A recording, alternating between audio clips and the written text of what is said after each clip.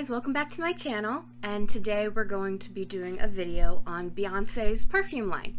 I have not tried anything from Beyonce's perfume line at all. I did blind buy them off of fragrancenet.com, which is a great site if you want to save some money on full-size perfumes.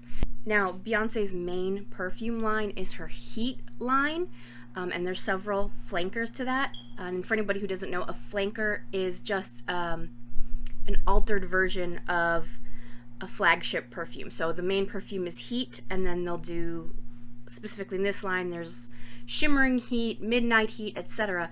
And they're all just variations of that main Heat perfume. And she also has a couple other perfumes outside of the Heat line. In total, from the research that I did, I could be wrong, but this is what I could find.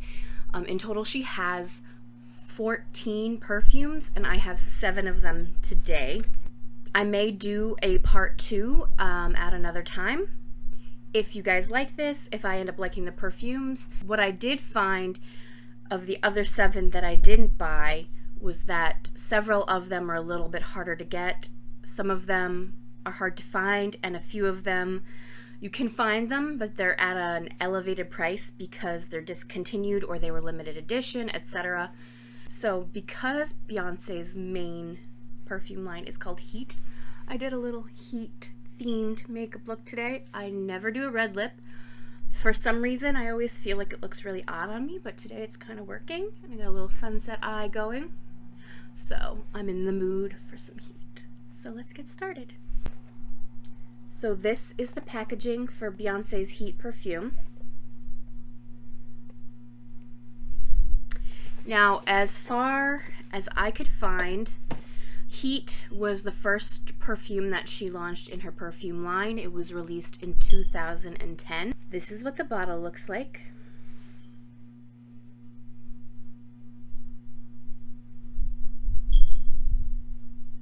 Now, in terms of the bottle, I think it's nice. It's not anything spectacular to me.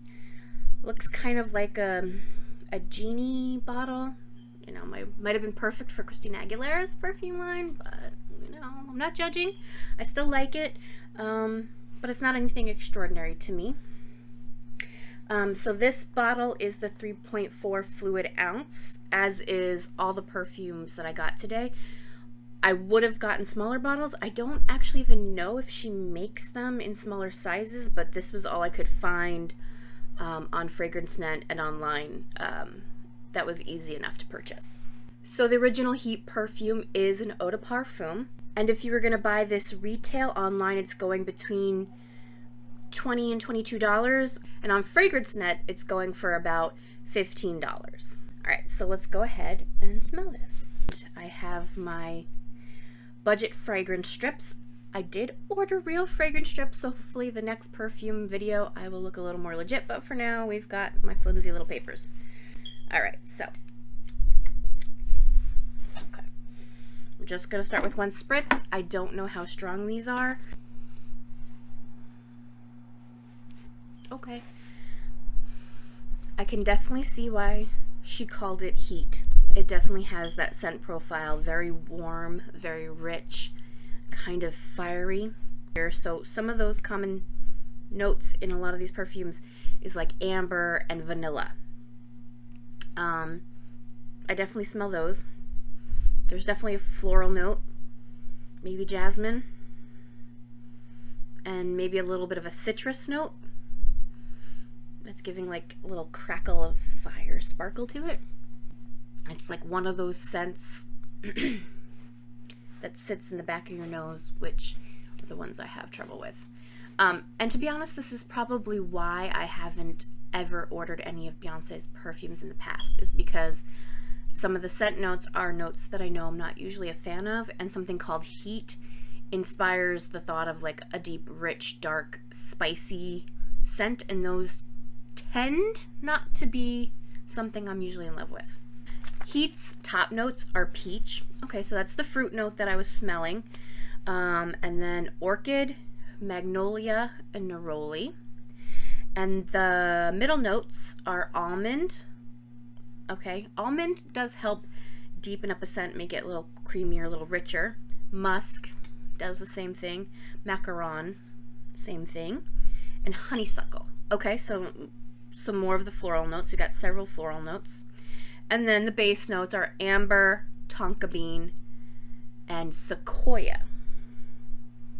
Sequoia, okay.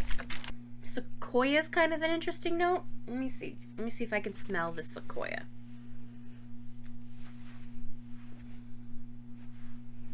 Now that it's dried down a little bit, maybe there's a slight woody note.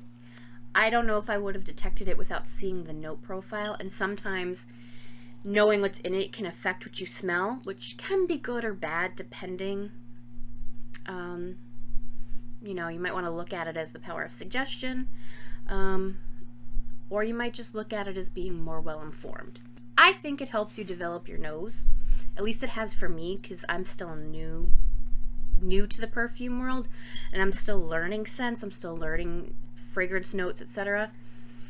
So I try to detect them on my own, but I like going back and reading the notes and smelling them again, because I find that usually I can pick up stuff more. I think it's helped me be just slightly more, just a little bit more accurate when it comes to identifying notes, but I'm still terrible at it. Okay, so that's heat. I'd rate it a 6.5. Not because it's a bad scent, but because it's just really not in my wheelhouse. I don't know how much wear I would get out of that. The next perfume in this line is Heat Rush. It's one of the flankers. It was also released in 2010, so I think this is the second perfume in the line. Heat Rush is an eau de toilette, and it is the only EDT in today's perfume haul. And retail, it's going for $18 to $34, which is a very big range. I don't know why. I did check. They were all the same size bottle. And on FragranceNet, it was also going for about $15. So here's the box. And here is the bottle. So it's the same bottle. It's just a different color. Now, something important to note is that none of the heat bottles say what they are. They just all say heat. So they don't identify if they're a specific flanker or not. So the only way that you'll be able to tell the difference is the color of the bottle. So you'll have to memorize which color is which perfume. Something to keep in mind. So let's go ahead and smell Heat Rush.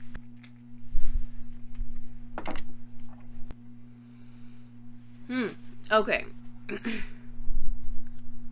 Alright, so it has the same base DNA, but less rich, less deep, less spicy. Not that the other one was spicy, but it was a little sharper. This one's a little lighter and a lot more fruity. Now, there was creaminess in the other one, but it didn't essentially read as creamy because it was so deep and warm. This one, because it's lighter and fresher, fruitier, I'm getting a lot of the creaminess. I think I mentioned in one of my other videos that I don't necessarily love the combo of fruit and creaminess because it can turn on my stomach. I'm not immediately getting that, but my nose detected it right away and was like, ooh, alarm bells, be careful. I'm thinking some sort of orange, citrus, berry note. I think there's vanilla or almond, amber for sure. I think the musk is in there too, and a little floral. So the top notes are blood orange, so I was right there. Passion fruit and cherry. So cherry, I mean, cherry's not necessarily a berry, but it's the same vibe. And then the middle notes are mango blossom, hibiscus, and orchid. So, and then base notes are amber, musk, and teakwood. I mean, maybe you could even say like day and nighttime. Heat rush during the day and heat at night. Not that you couldn't wear either one at night or day, but that's kind of like the vibe it gives off. Like they're similar, but this is your daytime scent and this is your nighttime scent going out and being saucy. The funny thing is that heat has changed now that it's dried down. It's more floral, a little sweeter, but still deep. I like it a little more dried down. So maybe I spoke too soon when it came to heat. Maybe I will like this. I would give Heat Rush. I like the initial scent a little more than Heat. So the initial scent I would give a 7, but because of the fact that I'm afraid that it's gonna hurt me, I can't give it higher than a 6. Okay, so the next perfume is Midnight Heat. It's also an eau de parfum or an EDP, and it was released in 2012. I did get a tester version of this bottle from FragranceNet, and what that means is, so bottles that stores put aside to be testers that never got used, but sometimes they're missing the original packaging or they might be missing the cap, etc. So you get it for a cheaper price. So this is the box that FragranceNet sent the perfume in. So it's the same size box. It has the same print and everything that the other perfumes have. It has the ingredient information on the back, the fluid ounces, etc. So it has a lot of the same information. It's just not as pretty and colorful as the real packaging would be. And my bottle did come with a cap, thankfully, so it was a totally intact bottle, and this is what Midnight Heat looks like. And Midnight Heat retail goes for anywhere from $18 to $33. Again, another large variance. I don't know why. And on FragranceNet, a brand new bottle goes for $14, but I got the tester for $10. All right, so let's go ahead and give Midnight Heat a test.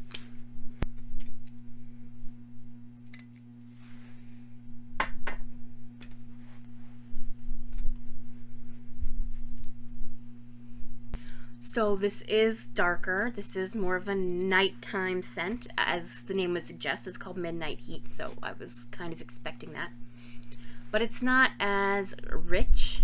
It's not as warm as the other scent. This is a little bit of a cooler scent. A little bit powdery. There is still that strong floral, maybe a touch of fruit, but very powdery. I'm gonna say probably a lot of musk in there. It has that same base DNA again as Heat, which is the point of having flankers of a flagship perfume, is that the base is going to be very similar, but it's going to have outlying notes that vary up the scent. Okay, so the top notes of this perfume are plum, which I guess is accounting for the fruity note, starfruit, again, and something called pitahaya, which I've never heard of. Have you guys ever heard of pitahaya? I'm gonna have to research that. Okay, so I'm pronouncing it wrong, or I wrote it wrong. It's called pitahaya or pitahaya, and it is a cactus species fruit similar to dragon fruit that's indigenous to the Americas.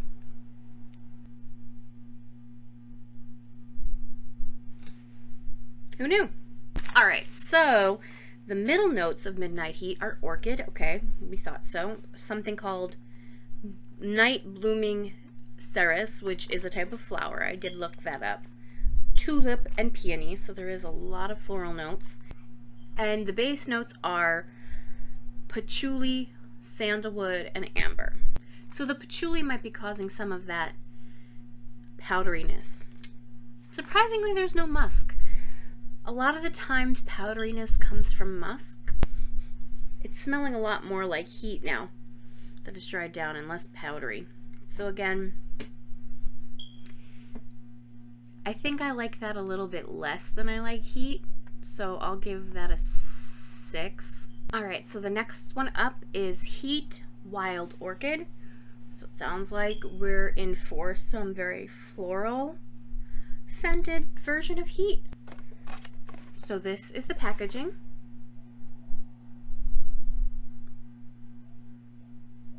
And this is the bottle. So it's the same bottle, but we've got a reverse ombre, so now it's darkest pink up top and transfers down into clear at the bottom. It came out in 2014, and it is also an eau de parfum. And Heat Wild Orchid retails for anywhere from $22 to $27 in the stores, and on FragranceNet it went for $16. Ooh, I missed.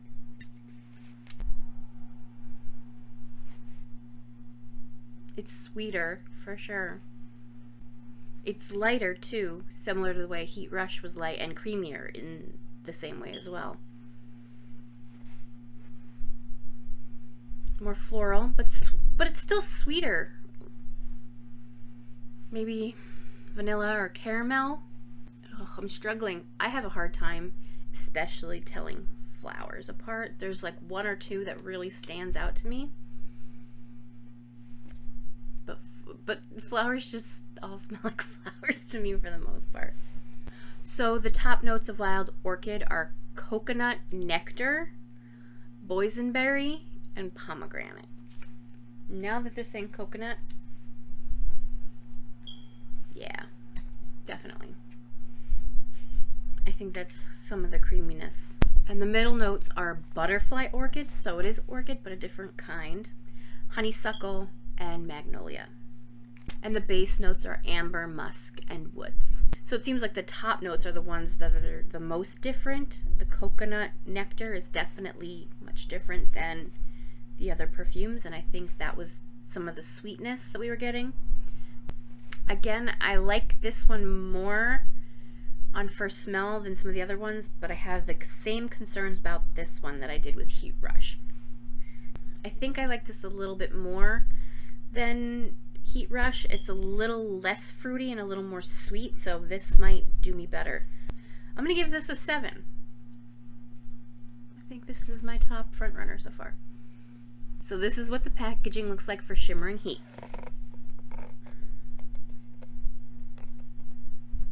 And this is what the bottle looks like. And it's an eau de parfum, and this one came out in 2017. And it retails for $22 to $26 in most stores, but on FragranceNet, it's about $18 to $19. So let's check this out and see what this one smells like. Fingers crossed, guys. I want this to smell real good. I want to find a winner.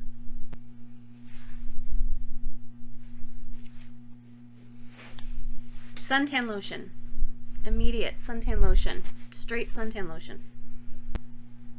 It's very summery. It's like, yeah, at the beach, your mom's slathering you up with copper tone. But like the real copper tone, not the store brand. There's a slight powderiness to it. It's a little sharp. That's the one thing about suntan lotion perfumes. I know a lot of people love them, especially because fragrance is so linked to memory that it takes a lot of people back to really pleasant memories from childhood, being at the beach, growing up, running around playing as a kid. And it takes me there too, but it's suntan lotion notes are a little sharp to me.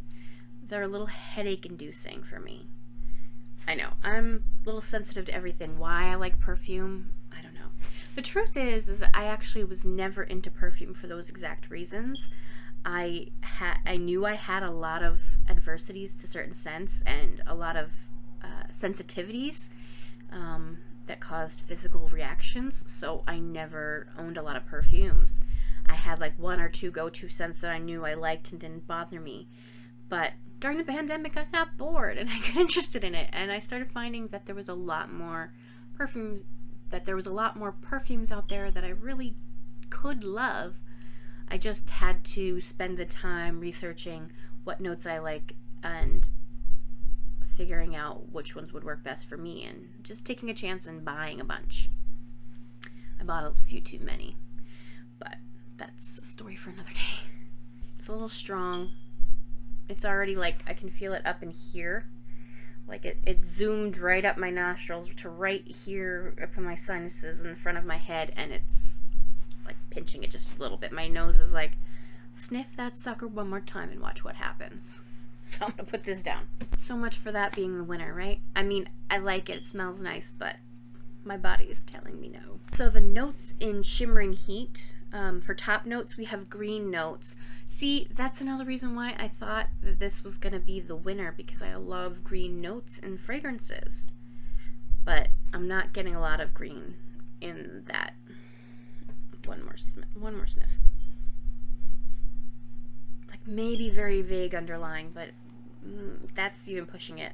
That's like with me trying to convince myself. There's also freesia. Ooh, freesia. I think freesia is what's making it sharp. And pink pepper. See, pink pepper is another note I usually really like, but maybe in combination with the freesia and so forth, it's too much, because pepper can have a bite to it. And I like a bite, but there's a difference between having a bite and being sharp. And the middle notes are lily of the valley, rose, orchid, and jasmine. The base notes are oak moss, vanilla, patchouli, and musk. But I'll give it a 6.5. Like I said, I don't dislike suntan lotion smells, but I can't wear them for very long. I really just can't wear them at all, honestly. I got rid of so many beautiful ones because they just hurt me. It made me sad, but they're not for me. So the next perfume is going to be Beyonce, obviously. Rise is the name of the perfume. I also got this one in a tester, so it's not going to have the original packaging. It's going to have the fragrance net packaging, but I'll show you that anyway. So these are taller bottles, and this is what the bottle looks like.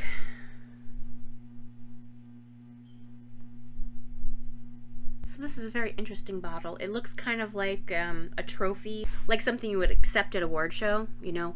And the best actress goes to, it's me. You really love me. Thank you. Guys, I embarrassed myself. I'm sorry. I don't know why I just did that. Let's just keep it moving. Alright, so Rise came out in 2014. It is an EDP, and it retails for $24 to $30. And Fragrance Net, it was $14. I think they only had the tester. So I don't know what they would charge for a brand new bottle. Alright, so let's spray Rise. Now, I don't know what to expect from this one because it's not in the heat line, so we could get something completely different. So let's see what happens. Completely different. So I'm going to say something, and I don't mean it in a rude way, but it smells old. What I mean by old, maybe vintage or retro is better. It doesn't smell contemporary, it doesn't smell modern, it doesn't smell new. It smells like something the generation above me or 2 generations above me would have worn, and it would have been like the hottest fragrance at the time. It's powdery, it's a little musky. It just has that old vintagey perfume smell. It's like you walked into your grandma's bathroom and she had just sprayed her perfume. And it's like nice and it's familiar and it like brings upon good memories, but it's just not something I want to wear. It's just not something that feels like me. So the top notes are apricot, bergamot, and basil. I freaking love basil in perfumes. Like basil, sage, bay leaves. I love them. They're like some of my favorite notes, and I'm not getting a hint of basil. And that's supposed to be in the top notes, so that should have been like one of the first scents that hit me in the face. It has as middle notes orchid, jasmine sambac, and freesia. And the base notes are musk, woodsy notes, vetiver, and cashmere wood. Cashmere is one of those notes that I've noticed in the little bit of time that I've been doing this that tends to be in a lot of those perfumes that smell retro or vintage or old or however you want to classify it. That seemed to be a really big scent in those types of perfumes, and it's also one of the notes that I just don't really get on with so much. And it can also give you some of that powdery quality to the perfume, so I can definitely smell the cashmere wood. Not for me. 5. Sorry. Okay, and our last perfume is Pulse. So this again is a totally different perfume, a different line, so we should be in store for something different. This is the packaging. It's very pretty. It's like a holographic starburst on the front. Yeah, it's very pretty. Definitely the prettiest packaging by far to me. And this is the bottle. So this is the cap. Now, in a lot of photos, I saw it sitting like this, which seems weird to me because now the sprayer is at the bottom, and that just seems wrong. But you definitely can't pick it up because it does that. It falls out, so you can't pick it up by the cap. So if you are going to store it this way, because you don't want the sprayer pointing downward, you need to grab it by the bottom, because when you pick it up, the cap, it's not staying on very sturdy. The cap is a cheap plastic, and it's not tight on the top. So Pulse came out in 2011. Again, 3.4 fluid ounces, and it is also an EDP. It retails for $16 to $20, and on FragranceNet, you could get it for as cheap as $13. Let's go ahead and give this last perfume a try. This one better be good, guys, because I need a win. I really do. I don't want to have bought all these perfumes and not really love any of them. So I am placing all my hopes on you, Pulse. Come through for me. Looking at the bottle, I'm thinking like watery, aquatic, fresh, clean. Again, that's in my wheelhouse, so hopefully that's what it is, and I can find a perfume that I love today. Okay. It is got aquatic type notes, like a little watery, a little clean freshness. But there's like a fruitiness on there. And citrus. I don't know if it's orange or lemon or what. But there's a brighter citrus note up top. Okay, so the top notes are pear blossom, bergamot, and curacao. So I think that might be some of the watery aquatic notes I'm getting, just because it's not necessarily a watery note, but it's giving me like that tropical water feeling.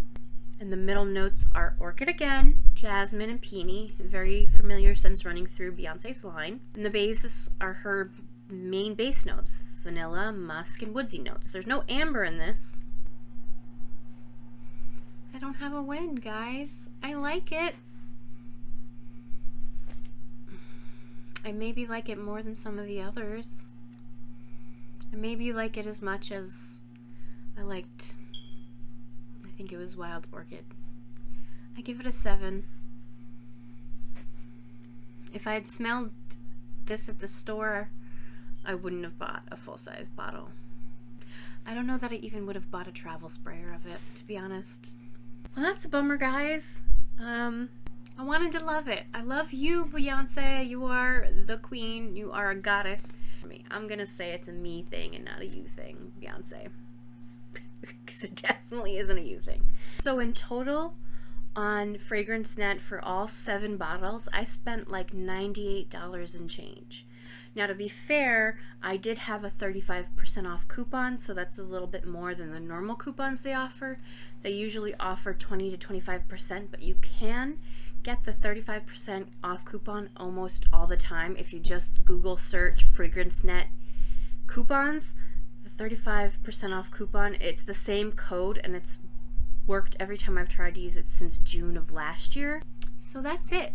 Do you guys have any of these fragrances at home? Or any of these your go-to fragrances? Are there fragrances in the 7 we didn't try that you think might be more up my alley based on what I didn't like today? Let me know. Talk about it in the comments down below. I don't know that I'll be keeping most of these, if any of them. And any that I'm not keeping, I'll be selling on my Mercari, which you can go ahead and shop if you're interested. I'll list my Mercari shop down in the description box. And thank you for watching, guys. Leave a like, subscribe if you enjoyed it. I just appreciate you being here. Hopefully I'll see you again. All right, thanks. Bye, guys.